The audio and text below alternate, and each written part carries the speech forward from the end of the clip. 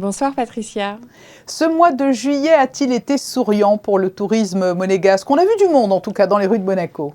Oui, le secteur du tourisme retrouve le sourire.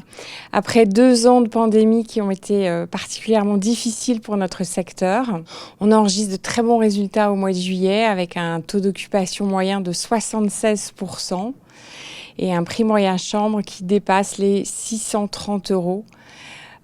C'est 10 points d'occupation de plus que l'année dernière. Mais ce qu'on retiendra surtout, c'est qu'on dépasse largement les résultats de l'année 2019, qui reste une année de référence pour nous. Donc on est revenu à bien avant la crise et même mieux.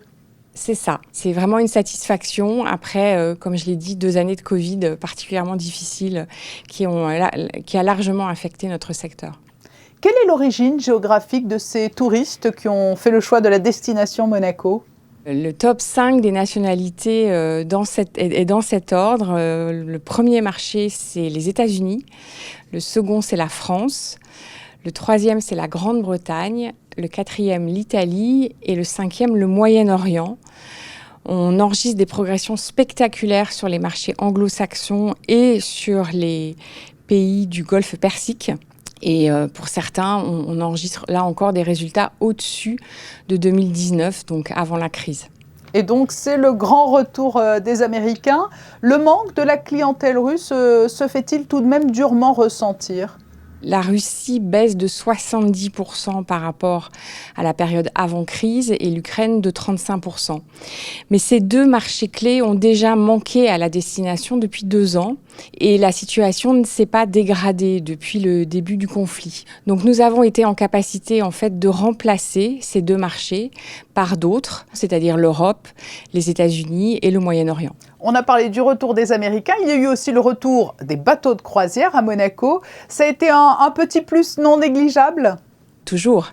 Les croisières font partie du paysage touristique de la destination et on sait combien il est important, ce type de clientèle est importante pour nos centres attractifs, pour nos commerces.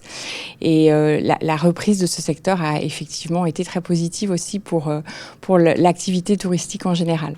Justement, vous évoquez les centres attractifs et culturels. Ce sont de véritables moteurs pour les visites à Monaco. On sait que le musée océanographique a enregistré d'excellents résultats puisqu'il y a eu un rebond de visitorat de plus de 60% par rapport à l'année dernière. On notera aussi une activité soutenue au Palais Princier qui a rouvert le 1er juillet. La visite des appartements princiers était restée fermée pendant la période du Covid. Et puis, on se félicite aussi d'un visitorat assez important dans le nouveau site de la collection des voitures du souverain qui a été inauguré le 7 juillet dernier. Enfin, j'aimerais parler de la grande exposition estivale du Grimaldi Forum qui est consacrée cette année à l'œuvre et à l'imaginaire de Christian Louboutin.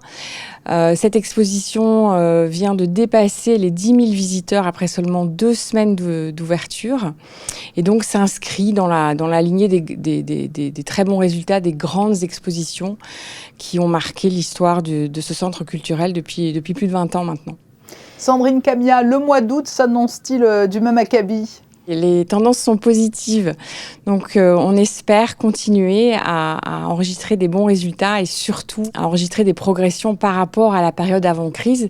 À noter toutefois que le mois d'août 2021 avait été un bon cru puisque nous avions déjà dépassé les résultats d'août 2019 l'année dernière. Traditionnellement, la période estivale correspond à une activité quasi inexistante pour ce qui est du tourisme d'affaires.